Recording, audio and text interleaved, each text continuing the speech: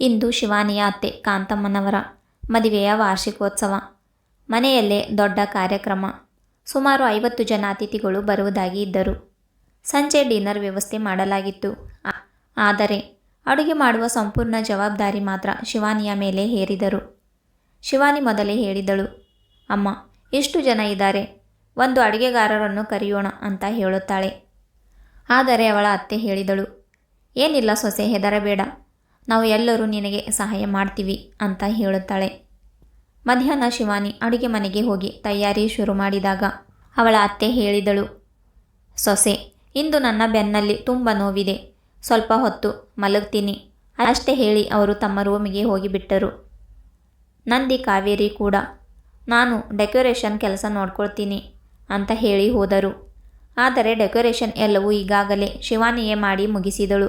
ಅವರ ಮಾತು ಕೇಳಿ ಶಿವಾನಿಗೆ ತುಂಬ ಬೇಸರ ಆಯಿತು. ನಂದಿನಿಯನ್ನು ಕರೆಯಲು ಹೋದರೆ ಒಲೆ ಮೇಲೆ ಇಟ್ಟಿದ್ದ ಹುಗ್ಗಿ ಸುಡುತ್ತಿತ್ತು. ಹೀಗಾಗಿ ಅವಳು ಮೌನವಾಗಿ ಒಬ್ಬಳೆ ಕೆಲಸ ಮಾಡುತ್ತಾ ಹೋದಳು. ಅವಳಿಗೆ ಅನಿಸಿತ್ತು, ಸ್ವಲ್ಪ ಸಮಯದಲ್ಲಿ ಯಾರಾದರೂ ಬರ್ತಾರೆ, ನನಗೆ ಸಹಾಯ ಮಾಡುತ್ತಾರೆ ಅಂತ. ಆದರೆ ಸಂಪೂರ್ಣ ಅಡುಗೆ ಮುಗಿದರೂ ಯಾರೂ ಬರಲಿಲ್ಲ. ಬಿಸಿಲು ಬೆವರು ನಿಂತುಕೊಂಡೇ ಕೆಲಸ ಬೇರೆ ಮಾಡಬೇಕಿತ್ತು. ಅವಳ ಬಟ್ಟೆ ಪೂರ್ತಿ ಒದೆಯಾಗಿತ್ತು. ಅವಳ ಬೆನ್ನು ತೀವ್ರ ನೋವು ಕೊಟ್ಟಿತ್ತು. ಆದರೂ ನಿಲ್ಲದೆ ಕೆಲಸ ಮಾಡ್ತಾ ಇದ್ದಳು. ಅಷ್ಟರಲ್ಲಿ ಅತಿಥಿಗಳು ಬರಲು ಶುರು ಮಾಡಿದರು. ಶಿವಾನಿ ಇನ್ನೂ ಬಟ್ಟೆ ಕೂಡ ಬದಲಾಯಿಸಿರಲಿಲ್ಲ. ಅತ್ತೆ ಹೇಳಿದಳು, ಸೊಸೆ, ಎಲ್ಲರಿಗೂ ಜ್ಯೂಸ್ ಕೊಟ್ಟು ಬಾ. ಶಿವಾನಿ ಓಡಿ ಹೋಗಿ ಜ್ಯೂಸ್ ಕೊಟ್ಟು ಬಂದು ಮತ್ತೆ ಅಡುಗೆ ಮನೆಗೆ ಬಂದಳು. ಇನ್ನು ಸ್ವಲ್ಪ ಅಡುಗೆ ಬಾಕಿ ಇತ್ತು. ಅಷ್ಟರಲ್ಲಿ ಕಾವೇರಿಯ ಗಂಡನ ಮನೆಯವರು ಕೂಡ ಬಂದರು. ಅವಳ ಮದುವೆ ಇನ್ನು 2 ತಿಂಗಳಲ್ಲಿ ನಡೆಯಬೇಕಿತ್ತು. ಆದರೆ ಶಿವಾನಿಯ ಮನೆಯವರನ್ನು ಯಾರೂ ಕರೆಯಲಿಲ್ಲ. ಶಿವಾನಿ ಅವಳ ಅತ್ತೆಗೆ ಕೇಳಿದಾಗ ಅವರು ಹೇಳಿದರು, ಅಯ್ಯೋ ಸೊಸೆ, ಅವರು ದೂರ ಇರುತ್ತಾರೆ, ಒಂದು ಊಟಕ್ಕೆ ಅವರು ಇಷ್ಟು ದೂರದಿಂದ ಬರಲ್ಲ ಅಂತ ತಿಳಿದು ಅವರಿಗೆ ಕರೆಯಲಿಲ್ಲ ಅಂತ ಹೇಳುತ್ತಾಳೆ. ಶಿವಾನಿ ಏನೂ ಹೇಳಲಿಲ್ಲ, ಏಕೆಂದರೆ ಅದು ಕೇವಲ 2 ಗಂಟೆಗಳ ಪ್ರಯಾಣ ಅನ್ನುವುದು ಅವಳಿಗೆ ಗೊತ್ತಿತ್ತು.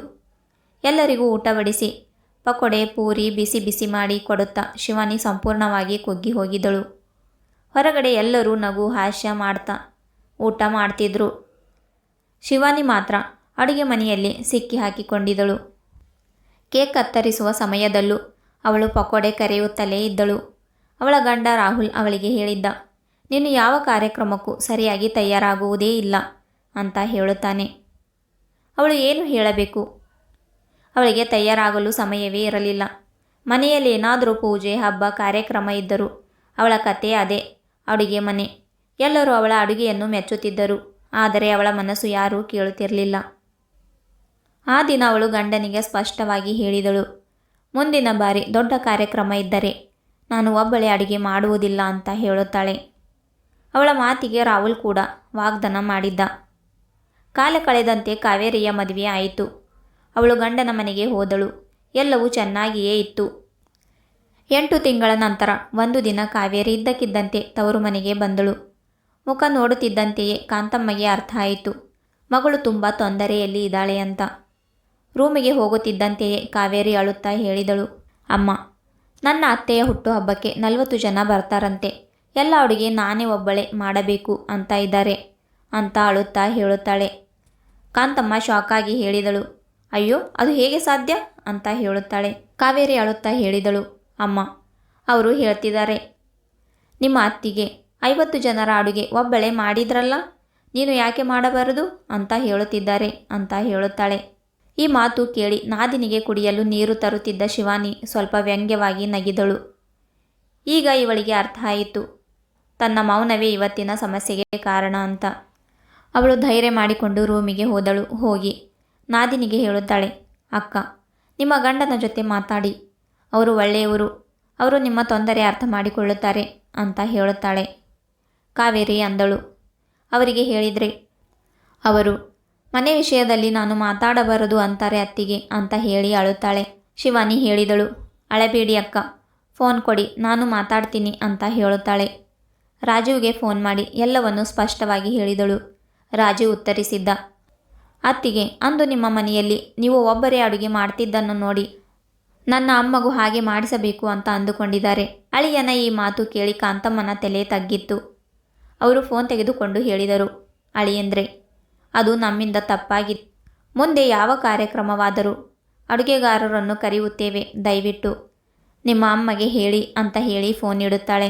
ಸ್ವಲ್ಪ ಸಮಯದ ನಂತರ ರಾಜು ಕರೆ ಮಾಡಿ ಹೇಳಿದನು, ನಾನು ಅಮ್ಮನಿಗೆ ಅರ್ಥ ಮಾಡಿಸಿದ್ದೇನೆ, ಅಡುಗೆಗಾರರನ್ನು ಕರೆಯುತ್ತೇವೆ ಅಂತ ಹೇಳಿದ್ದಾರೆ ಅಂತ ಹೇಳುತ್ತಾನೆ.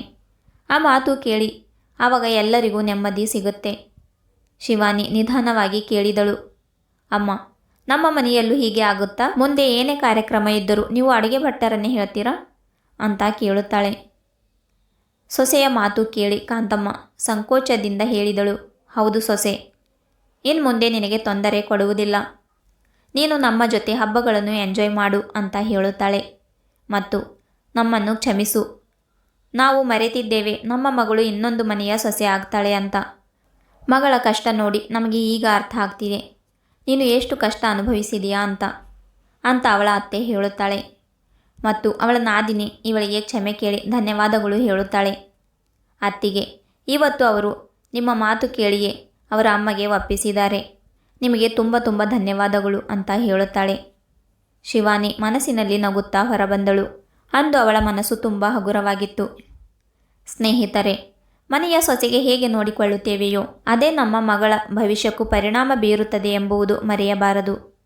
ಇದನ್ನು ಒಮ್ಮೆ ಯೋಚಿಸಬೇಕು. ಸ್ನೇಹಿತರೆ, ಕತೆ ಇಷ್ಟ ಆದರೆ ಲೈಕ್, ಶೇರ್ ಆ್ಯಂಡ್ ಸಬ್ಸ್ಕ್ರೈಬ್ ಮಾಡಿ. ಮತ್ತೆ ಸಿಗೋಣ ಇನ್ನೊಂದು ಕಥೆಯೊಂದಿಗೆ.